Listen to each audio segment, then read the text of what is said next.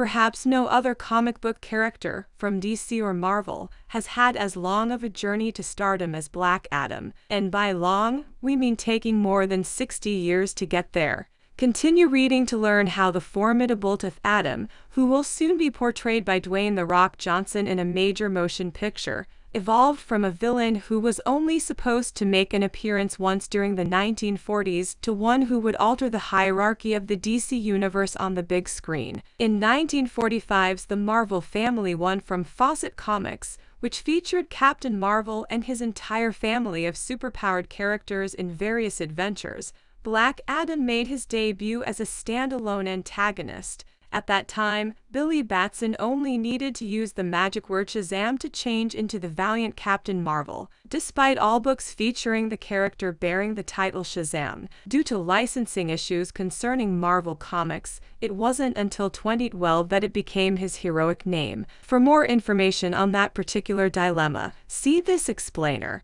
We learned about an ancient Egyptian named Tith Adam in that original tale, whose broad strokes have mostly remained unchanged for decades. Tith name Adams means mighty human.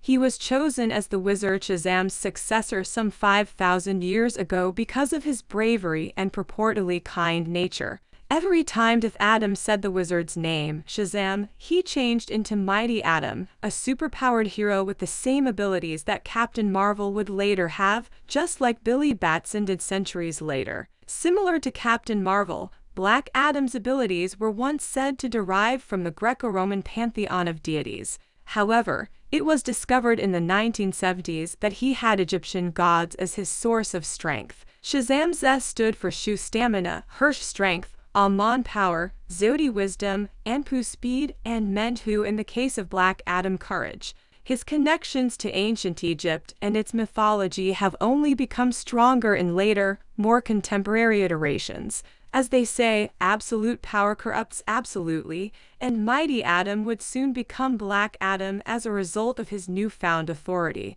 He deposed the pharaoh, killed him, and proclaimed himself king of the world. Tith Adam was exiled to the furthest star known by the wizard Shazam when he was unable to revoke the abilities he had given him. Black Adam did, after 5,000 years, fly back to Earth through space. Though, what a protracted and tedious journey that must have been. He fought his successors, the Marvel family, when he got to Earth, but things turned out terribly for him when he was deceived into pronouncing Shazam, returning to his human form.